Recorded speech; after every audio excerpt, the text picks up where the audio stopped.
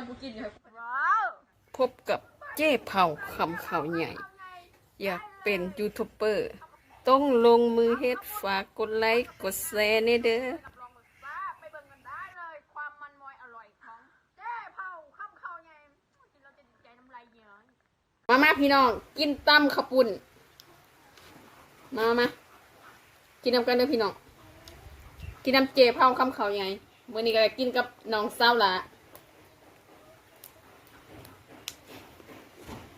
น้องสาวละก็ยังเบ๊ะนิดจังหน่อยแซ่บๆน้องสาวละเป็นคนตำให้กิน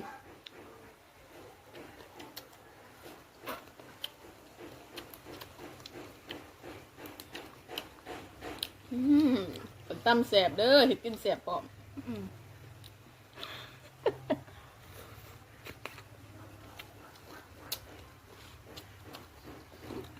ยันอีอุบไปแล้ว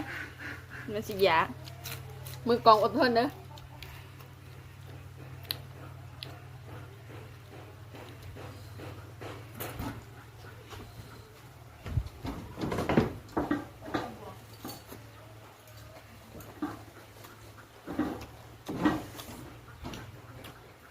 เอาตังมาหนัง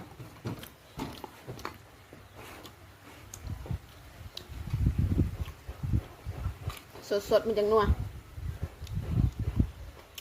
ตักบ่ได้เดี๋ยวแกเว้ย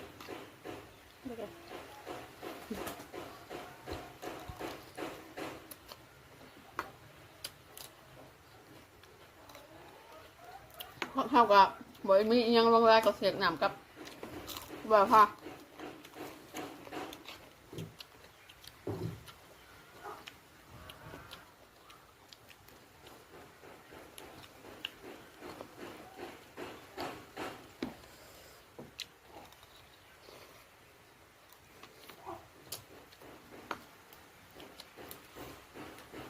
ยุบนี่เป็นมะลองจังจ้อยแล้ว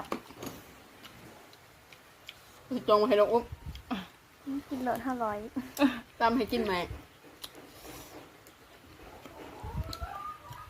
จำกินเองมันขอบคุณยังอยู่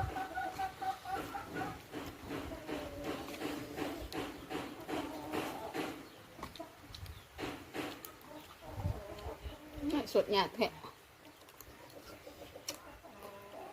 เพราะทอมือยุบ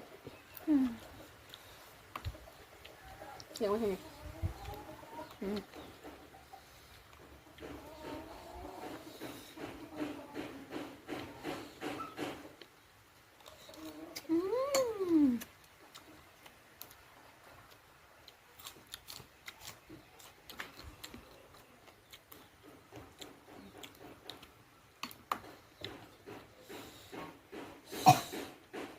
แซ่บ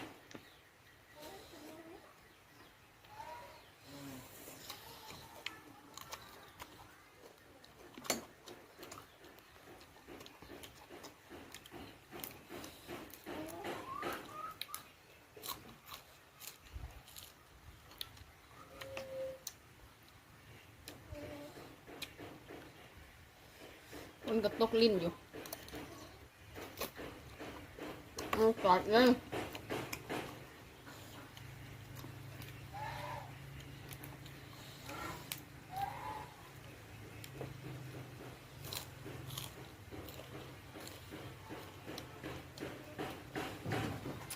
เผ็ดอะไร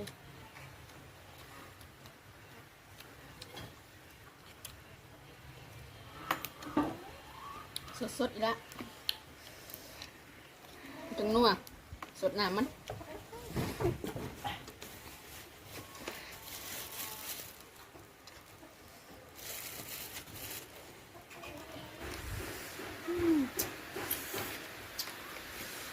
เสือพี่น้อง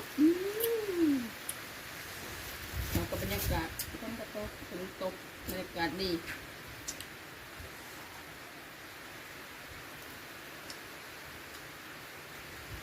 ต้องพูดกัน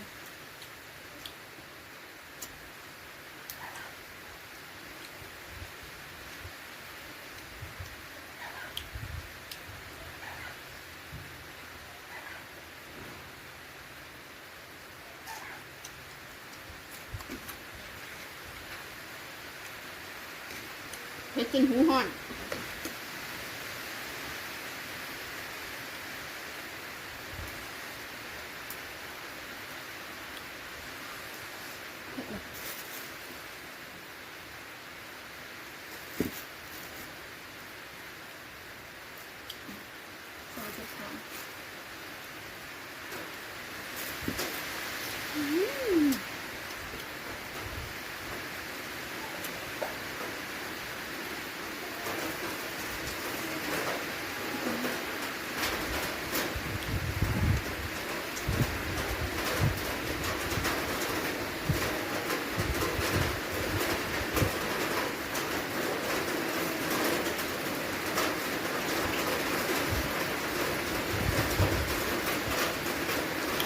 เสร็จแล้วเข้ากันก็หมดขอบคุณ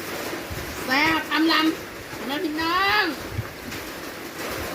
คนใหม่อีกแล้วคนใหม่อีกแล้วน้ำท่วมจะมันอยู่กับเขาแต่ไม่คือของที่ไม่ชอบไม่ใช่ไม่ดังบ่ เที่ยงคนนี้แล้วพี่น้องเดี๋ยวเข้ากันยิ้มแหละเอามาคลิปนี้ก็ฝากกดไลค์กดแชร์เด้อมาประมาณกับกดไลค์กดแชร์คือเก่าเพื่อให้เจ๊เผามีกำลังใจในการเห็นคลิปครั้งต่อไปเนาะบ้ายพบกับเจ๊เผาคำข่าวใหญ่